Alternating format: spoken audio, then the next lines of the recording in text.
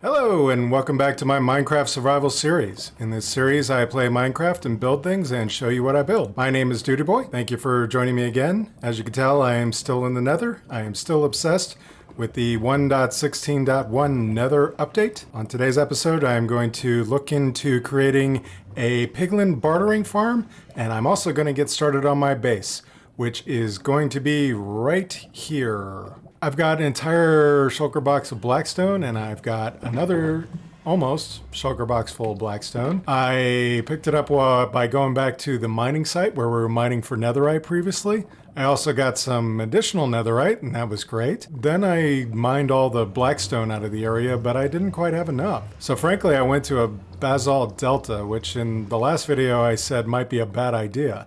But the whole time I was digging in the basalt delta, nobody bothered me. There were no gas spawning, even though there was a nether fortress about 150 blocks away. So my base in the nether is basically going to be here, right on top of this lava lake. My concept for it is based on the fact that when you walk through this nether portal going this direction, you come straight out into my base. In fact, you come out into the main storage room of my base, then I can head back into the nether. My base is going to be a tower that runs from this lava lake all the way up through the ceiling. And it's going to be a storage room here on the bottom. And on the second level up is where I'm going to put the piglin farm. And everything that the piglins drop is going to be sorted into the storage chests down here.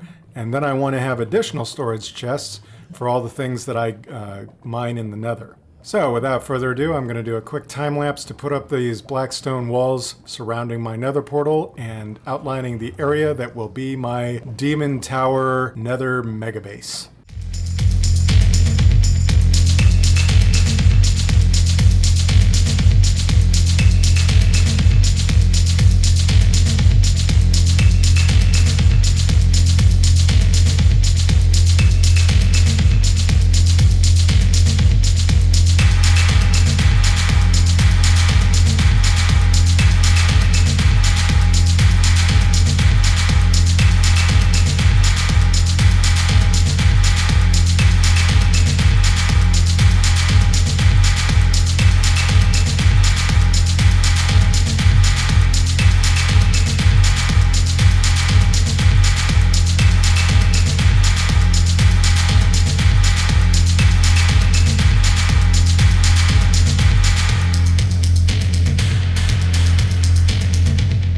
So guys, I've gotten this far. I've come all the way up to the ceiling and I ran out of black rock again. Actually lost an entire shulker box full of blackstone. I think I called it black rock a minute ago. I didn't put enough openings in the sides of the tower as I was building it all the way up. And you can see my nether portal all the way down there just to get a sense of how high it is. But yeah, I am all the way up here at the ceiling at 104, looking at 109, and I've nearly got it complete. I'm just trying to get these warped wood trees out of the way, and it's interesting. I really couldn't get these to pop out of here. See, when you beat them with your fist, it doesn't do really any good, and also the pickaxe is no different. However, I found that my hoe is just tearing these things up, so I'm actually just kind of knocking them down. It also works really well on these shroom lights too, so if you got to get rid of a whole bunch of these warped trees, I strongly recommend this method. Alright guys, so we still have this kind of major massive land that I need to take out, but I don't think it's critical that we do it right now. I mean, I'm going to start at the bottom of this tower and I'm going to build it all the way up to the top. So once I get up to these levels and I'm starting to build these levels, I think then I can definitely flatten this big rock out a little bit more easily. So now I am going to probably go back to the overworld, brew myself up some potions. We're going to try to fly very carefully all the way down to the bottom at my nether portal here.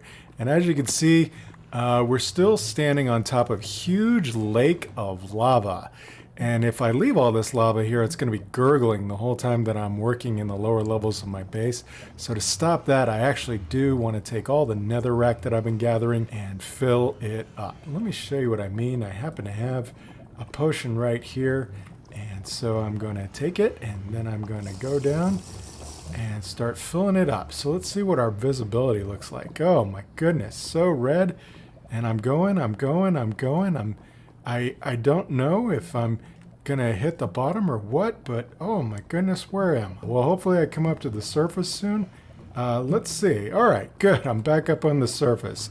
And that seemed to be a wash. So let's see if we can go down and find the bottom here. My goodness, it's just way down here. It's so far down. Okay, good. There it is. Oh my goodness, and swimming upward is so slowly. Wow, this is going to be a difficult task, but if we do get all this lava out of here, there'll be big rewards. All right, I got 2 minutes left. I'm going to try to make the most of this.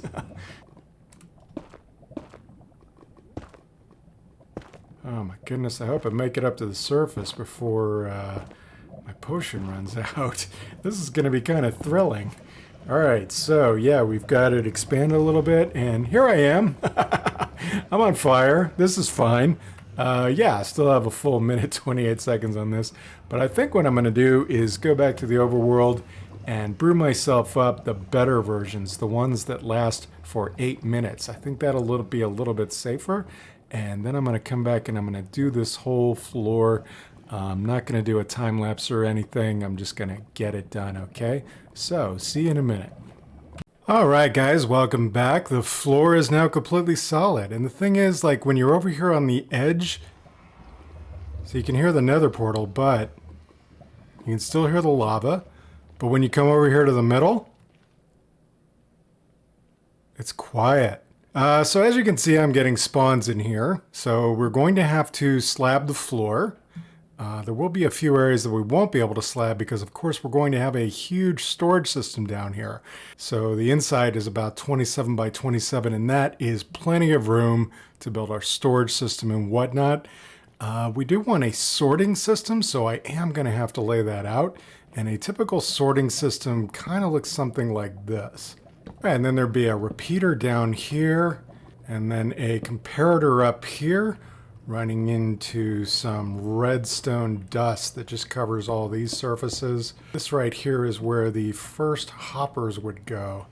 So there's one there, and then there'd be some running down into chests here, and I think it's going to go several high. But right here is where the chests are going to go. And we're going to have double chests like that sticking out. So that leaves this much room in the middle, at least 4, so we can obviously put some kind of line of decoration here. And that should be all the room we need in order to have a self-sorting system that will sort all the things that come down from our Piglin farm, which will be on the 2nd level. Alright guys, so here is one module of a self-sorting auto storage system. Now sorry for the noise from the Nether Portal, but I figured out that if I slab the entire floor, then I can have one chest down here, and I can have a 7th chest way up there and still be able to reach both. Now, if you're not familiar with the mechanism of a self-sorting auto storage system, here it is.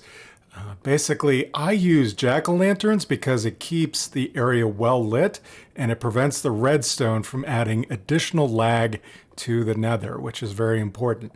So in this hopper, we'll want to put some filler items, and I'm just using pumpkins. But as I put the 4 pumpkins in there, you can see that it lights up. We're going to put some items in here, and I'm just going to go ahead and throw this blackstone in here, and as you'll see, it'll go down to 41 so that there's a total of 45 items locked into the hopper. When it exceeds 45 items, it'll send a signal all the way through here that'll turn off this torch and allow this hopper to take items. So now if we go down here, we'll see that those items have filtered into the bottom chest. So we can see that the system is working. And this isn't a system that I came up with, by the way. I believe that this might have been Impulse SV. All right, so now that I've got one column full of storage chests set up, each of these columns is going to store one item dropped by the piglins above. So now I need to figure out how many different kinds of items the piglins are throwing out in exchange for gold ingots. So my friends, here we are in a creative version of my world. Occasionally I will just copy my world and I will do some creative work in it before I start a big build. So here is what I've planned out for a piglin bartering system. It's currently out of gold, and actually one of my piglins is to spawn. So I've already learned some things. I've already learned that you need to use name tags on your piglins, otherwise they might despawn. I also filled all of these droppers with gold and ran it through a cycle, and these guys loaded up their double chests, I mean within just a few minutes. So as you can see, they throw out a variety of items, and I've documented all those over here on this board. So they throw out these stackable items. Anyway, we have these items, so we have 7 plus 6, so that's 13 items, 13 mass storage items that we're going to need to have individual columns for. Plus, the piglins will throw out non-stackable items such as enchanted soul speed books, fire resistance potions, various other items that we will need to sort. And so we'll need an extra column. So I think altogether we are looking at 14 columns of chests just for the auto piglin farm. Now, I ran this farm for a little while, and I'm gonna basically fill it up with gold again just so you guys can see how it operates. And we're gonna replace our missing piglin over here. They spawn in few quantities, so I'm only gonna try to capture 4 piglins, and I think that's going to be enough, because if you can look down here, you can see how much stuff they output in just a few minutes with one hopper full of gold, or one dropper, I should say. So these droppers, every few seconds, like every 6 or 7 seconds or so, they are firing a piece of gold through a piece of glass that is caught by the piglin. And as long as you're not standing too close to the piglin, it's not a big deal. See, they all catch their piece of gold, they all inspect it, and just as they drop an item, the timing puts another piece of their gold right in their hand so that they can just keep evaluating and keep trading. Now we have the whole system, all 4 chambers, rigged up to a single etho hopper clock that has about, I think, 9 items in it. Let's check and see. Yep, 9 items. So those 9 items are just shifting back and forth between the hoppers here, and every time they do, it triggers this line of redstone, which alternates these 2 pistons and throws out these 2 blocks and fires all of these pistons at the same time, every 6 or 7 seconds. It's working perfectly, and I think that in a very short amount of time, and given enough gold, we should easily be able to get enough items to fill a storage system. In fact, we might not be able to operate this piglin bartering farm all the time.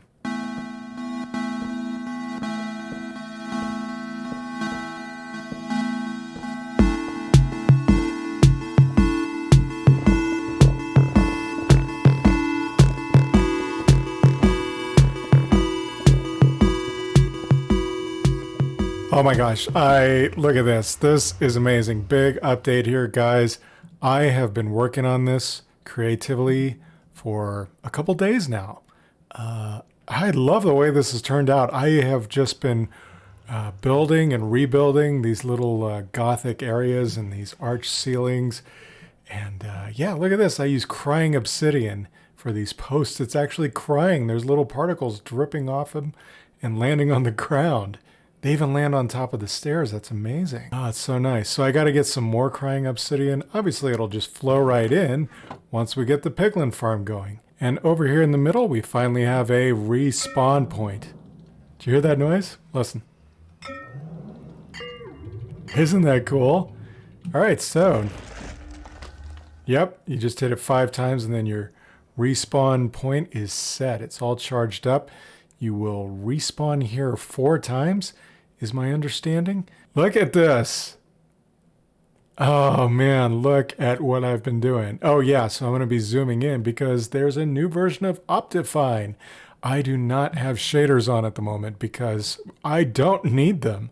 I do have my brightness cranked up to full though, so I'm gonna show you like the level that I normally play at is around 75. Let's take a look. Oh yeah, see? Everything, the shadows are a lot deeper. It's a lot nicer. Look, we have chains hanging up there, and you can go underneath the stairs. Haven't really figured out what I might do under the stairs here, but we'll probably definitely have some kind of Gothic arch.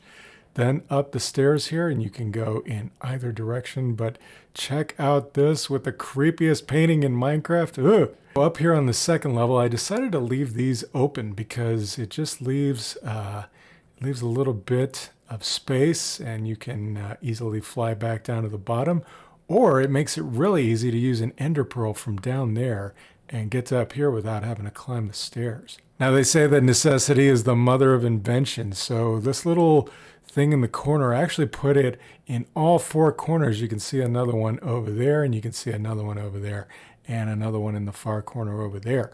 There are a lot of Endermen warping into my base, even with the bottom floor slabbed up, and they should be unable to warp in there. They're still warping all over the place, so I've kind of just laid off the slabbing. It doesn't seem to be doing any good to get rid of the Enderman anyway.